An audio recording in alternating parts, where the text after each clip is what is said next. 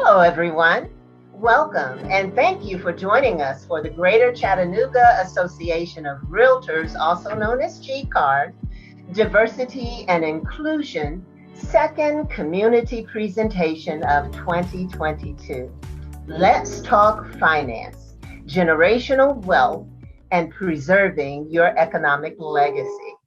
I'm Sherry Pete, a broker associate with Coldwell Banker Pryor Realty here in Chattanooga, and the 2022 chairman of GCAR's Diversity and Inclusion Committee.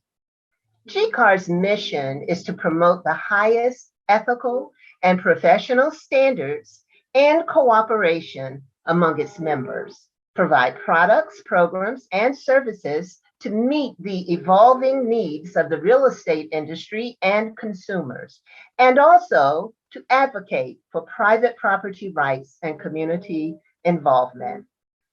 The Diversity and Inclusion Committee promotes equal opportunity and cultural diversity within the real estate industry and encourages an association culture that embraces and celebrates our differences, which is one way we work to build healthy communities. Today, inflation continues to drive us to pay higher prices for our goods and services than any of us had envisioned doing. The cost of home ownership seems to be soaring into the clouds, making the dream of owning a home seem more and more elusive to some. And even while all of this is happening, we are still trying to determine if this environment will allow us to build and preserve our financial stability and grow any generational wealth. While these goals may currently seem out of reach to some, our guest speakers for this webinar will share some wisdom and tips to help you to work toward achieving your financial dreams. We want to see you flourish. In January 2022, Lynette Calfani-Cox shared in an Ebony magazine article 5 financial lessons we can learn from Reverend Dr. Martin Luther King Jr.'s life and legacy. 1, don't wait for economic change, create it. 2, financial freedom is worth fighting for. 3, sometimes you need to step out on faith and take a risk. 4, your education, job, or career status doesn't define you. It doesn't define you. And 5, take your work seriously. These are powerful words of wisdom. As nations strive against nations and we experience discord and divisiveness in our own United States of America, coupled with an economic fallout from the pandemic and other influences, even as we meet on this Zoom webinar, let us pause for a moment of silence in acknowledgement of that before the introduction of our guest speakers.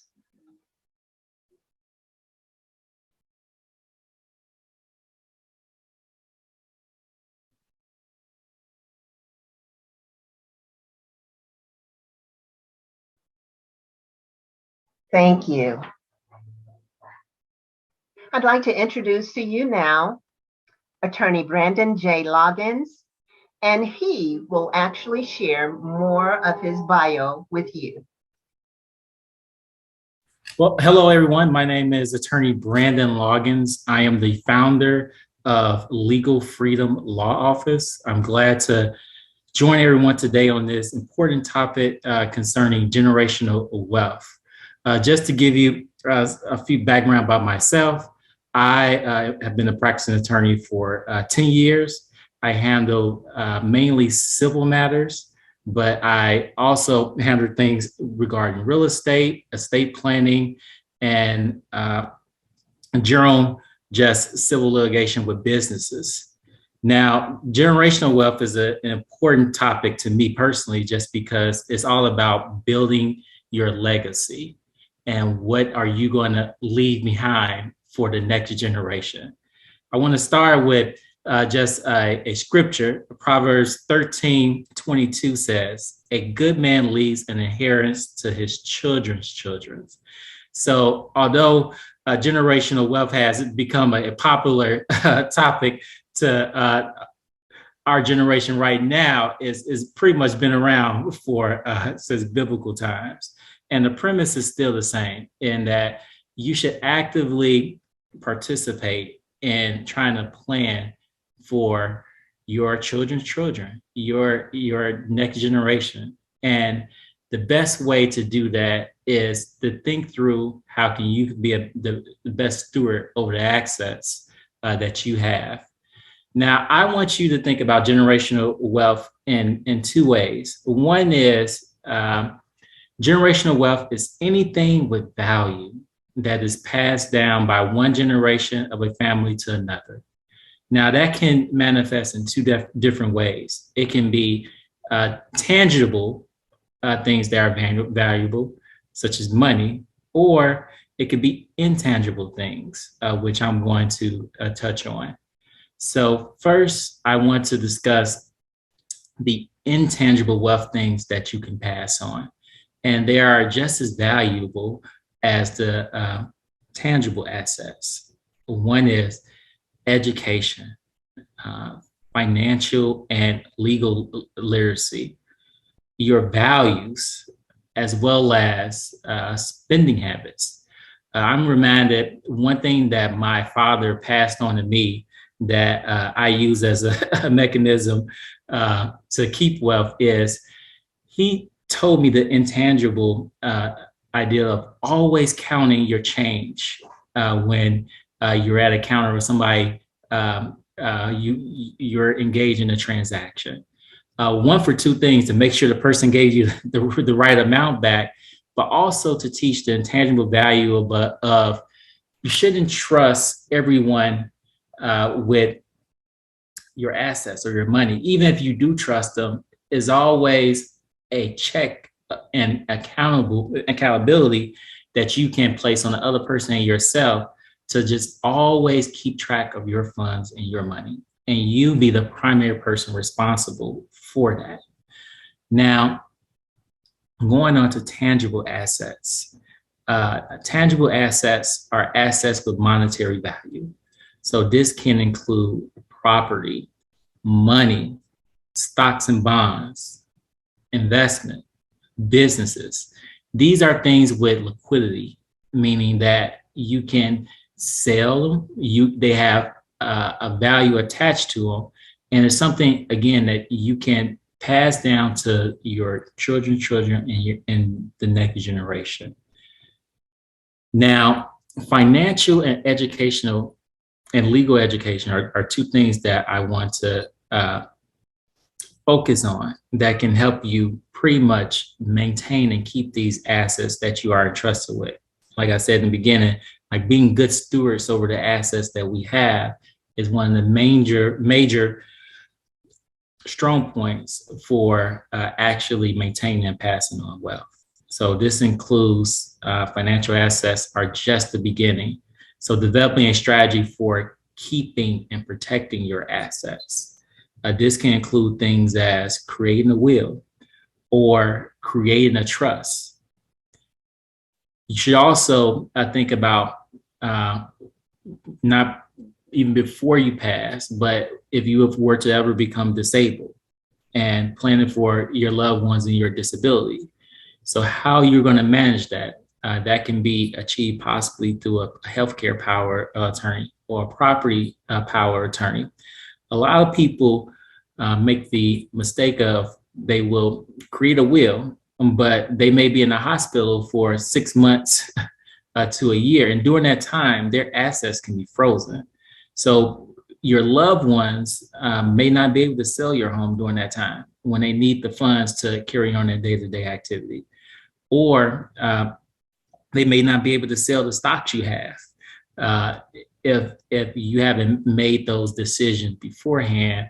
And then last is pay for professional services. So whether that is an accountant, a lawyer, engaging a realtors, these little small investments that you have in your financial and legal education will go a long way in pass on the assets that you acquire to the next generation, and also management your assets during your lifetime. And that goes to my next point, in that you need to try to start building your team around you of professionals. So everyone wants to have the person they can say, just call my lawyer or call my realtor. In order to establish that, you need to actively seek professionals that can assist you in gaining the knowledge about how to manage these assets, as well as acquiring and manage the professional advice on the best way that you can achieve your both short and long-term goals. Now, it has been proven that if you invest in real estate, that's the typical person's, that's their most valuable assets.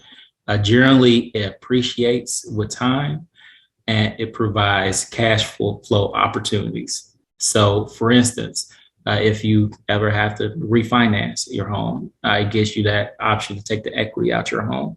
In addition, you can have investment property where you could potentially have renters, where this can be a source of additional income for your family.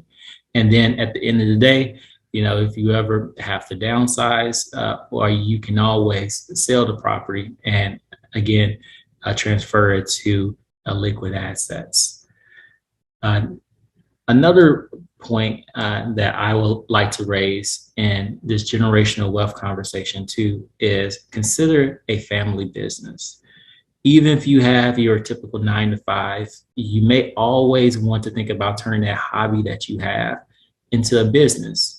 Again, this provides opportunity where in the future, if you want to sell it, it's a tangible asset. It can be employment for family members, and it could be a beginning of an empire. Walmart, I don't know what generation they're on, but they started out as a small business, and now it's a source of generational wealth where they continue. I think I read an article, something like they produce maybe $70,000 a minute just from that initial decision of starting a family business. So whether it's baking cakes on the weekend or something that you acquire over your lifetime that in your retirement you want to become a consultant, always consider how you can start a family business. Now, I want to almost conclude with a story of Mr. and Mrs. Jones, and this is how you build wealth and start a legacy. So mainly you could just say a client, it came to my office, Mr. and Mrs. Jones, they said, Attorney Loggins, we want to create a legacy for our children. We don't have much, but we think we have a solid foundation. And then we started with, hey, you could start with, you already have a home. And from that home, you could put that home in the trust. With that home in the trust, you're able to pass it on to your loved ones, as well as you can protect it from other creditors or even possibly the cost and long terms of probate. With a trust, you can consolidate a lot of your assets. So if you had an IRA account or some other account, you can list your trust as the beneficiary. You can also, as you grow your empire, you can use that trust to manage all your assets. So for instance, if you have that 2-flat on the south side of Chicago, as well as that land somewhere in Georgia, you can transfer that property to the trust. This allows for privacy, as well as, again, an opportunity where you can engage multiple generations on how you can manage assets that are under your control. If anyone ever is in need of legal services, feel free to contact my office. I would like to thank everyone for their time and attention on this very important subject. We next will hear from JOSELYN J. Williams, who will share more of her bio with you. Hi, my name is Jay Williams, and I am a mortgage loan consultant with NEXA Mortgage. I also serve as the presiding president for the local board chapter of Greater Chattanooga Realtors, which is an association of the National Association for Real Estate Brokers. So today I wanted to talk to you about the current trends and the impacts that the inflation and the increasing mortgage rates are having on our economy and the impact it's having on our home buyers. So, as many of you know, that mortgage interest rates have actually risen pretty rapidly in 2022, not 2002. So the 30-year mortgage rates right now were at an average of 5.1%, whereas about a year ago, we were literally looking at 3.22. Now that's a pretty significant increase. So, and it's unclear whether mortgage rates will top out or where they will top out. However, historically speaking, rates are still relatively low, but that has a significant impact on home buyers and what they can afford today. So my best advice that I could give to a potential home buyer and or an investor today is to find a lender that will lock in a rate. And what that means is while you shop, your rate is locked. Now, when interest rates are on the rise, what happens is your rate remains the same, and you can lock your rate in for up to 120 days. Now that is pretty awesome, especially when you're looking at where rates are today versus where they were about 30 days ago. And with that being said, if you are a home buyer and you have actually had a pre-approval letter that was generated last month, you should probably contact your mortgage lender today and ask them to rerun your pre-approval, because they would have to do it at today's rate, not at last month's rate. So now, if you're given the opportunity to finance a future purchase, especially using a down payment assistance program and or a down payment grant, you'll want to be sure that you contact your lender, because many of those programs are actually on pause now, or it's going to cost you to get those rates, to get that program. And when it talks about costing you, what that means is you're going to be paying a discount point. Discount points are a big cost to buyers, especially when you're in the need of funds in order to close on the transaction. So I want you to think of discount points in percentages. So a discount point is going to cost you 1% of the purchase price, okay? But that's only going to buy it down by 0.25% on the rate. So 1% of the purchase price buys it down by 0.25% of the rate. So let's qualify that. What this means is, say you were qualified to purchase a $300,000 home and the rate was at 5.5%, which rates are at today. Now, say you were more comfortable with paying the note rate on the 5% and you wanted to buy it down by that 0.5%. That's going to cost you 2 discount points or $6,000 in order to move from 5.5 down to 5. Now, that big decision should come from factoring in the amount of savings that the reduction is actually going to have on the mortgage. In this example, it's going to be about $100 savings on your mortgage payment. So you'd have to really think about that and whether or not it would take you a shorter period of time to recoup those versus a longer period of time, or would it be best just to leave the $6,000 in your savings fund, right? Now, investors are having a harder time these days. And I'm not talking about the big box investors. I'm talking about the smaller guy. I'm talking about the mom and the pop. I'm talking about those that are, just buying a single family home because they want to create some passive income for their family. Well, right now, you're being hit with a 4 1/8. That's 4.125%. It's a hit to the interest rate. So it's included already, which means you're probably coming out of your pocket with a lot more money than you would have this time last year. Now, and that will happen as long as, if you're paying anything less than 20% down for a property.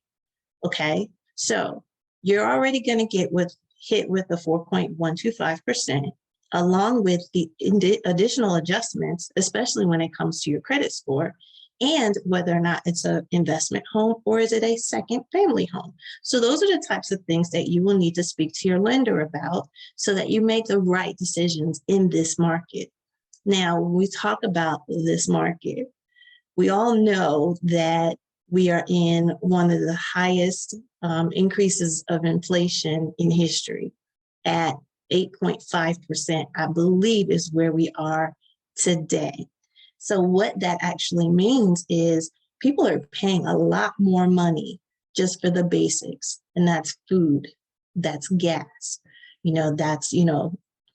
we're on a shortage of baby formula. So since it's costing people a lot more money, home prices are actually increasing as well. So it's almost factoring or pricing out certain communities from being able to own homes. So when we look at owning a home, one thing that you want to make sure of is that you work with a mortgage broker who can actually find the best interest rates and the best programs for you. And they're going to do it based off of your situation.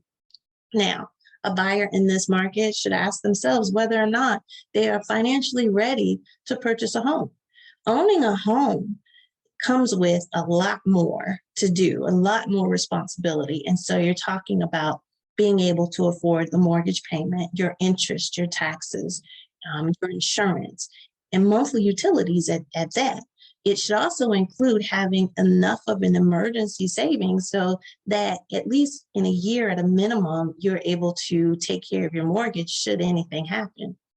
So if you are in the market and looking for a home, I implore that you go ahead and you start by looking at your credit. You want to make sure that your credit is as clean as possible. If there's anything on there that you need to have cleaned up prior to looking for a mortgage, you want to go ahead and do that before contacting a lender, okay?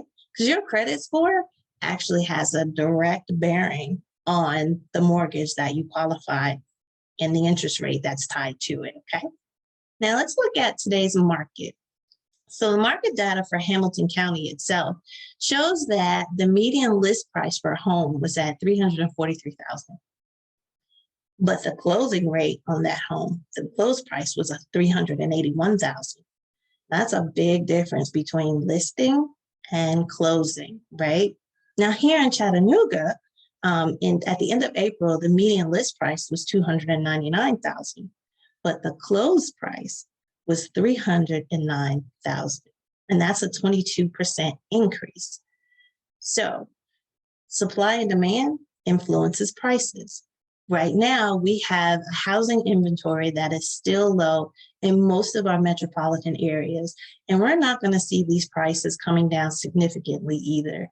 At the same time, with inflation being at a record 8.5%, the increased cost of goods costing hundreds of dollars more each month, realistically, as rates continue to climb, it's going to become harder to qualify because affording a home is becoming harder for many of the prospective home buyers that are still out there. Home ownership constitutes the largest component of median income wealth and intergenerational wealth transfer in the United States itself.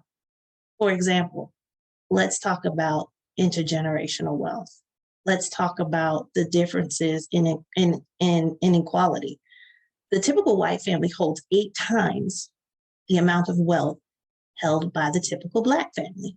And that is according to the 2019 Survey of Consumer Finances. That disparity translates into an estimated $24,100 for Black applicants, as compared to the median net worth of $188,200 for white families. So to speak locally, when it comes to achieving the American dream of home ownership, Black Chattanooga mortgage applicants were denied 27%, which is almost 108% more often for conventional mortgages compared to white applicants, which were at 13%. Now, there are factors involved with credit, income, and student loan debt load, right? But if ever there was a time to collaborate on policies and best practices to remove barriers to sustainable and affordable housing, it would be right now.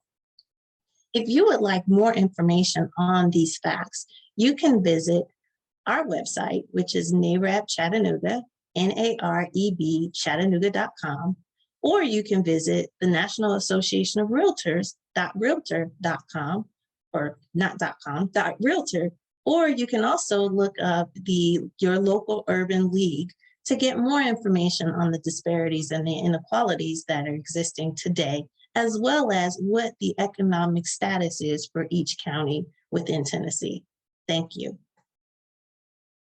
Thank you again to our guest speakers, Attorney Brandon J. Loggins and mortgage broker JOSELYN J. Williams for their informative and timely presentations relating to building your economic legacy and the mortgage loan process. Using the advice of Attorney Loggins' father, which is also something that my parents espouse, we should all spend some time to count our change. Perhaps if we spend a bit of time counting our change, it'll edge us just a little closer to being able to experience the dream of home ownership, as discussed by Ms. Williams, as well as help us to establish a basis for building generational wealth and leaving an economic legacy to our heirs. Now, there are many individuals whose combined efforts have made tonight's webinar possible. Thank you to each of the members of GCAR's Diversity and Inclusion Committee for your dedication and your perseverance. And we also acknowledge Board of Directors Liaison, Ellis Gardner. Thank you for your support. And our GCAR staff liaison, none other than Communications Director Josh Branham, who is always cheerful and willing to do whatever it takes to get the job done. He is our technical director and our editing expert. Thank you, Josh. Special thanks to our board president, Derek English, for his support and encouragement of not only the Diversity and Inclusion Committee, but all of the GCAR committees. Thank you also to GCAR's CEO, Executive Vice President, Carol Seal, for her continuous hard work and support. And thank you as well to GCAR's directors, officers, and staff members for the daily efforts that you make to ensure our success. And last, but certainly not least, we want to thank you. Thank you for stopping in, taking time out of your busy schedule to be a part of this webinar experience today. We appreciate you for doing that. So as you reflect upon Let's Talk Finance, generational wealth, and preserving your economic legacy, we hope that you have a few takeaways that will help you in the days ahead as you ponder building your economic legacy and fulfilling your economic dreams. I will leave you with this quote. Although the author is unknown to me, if you can be anything in the world, be kind. Blessings.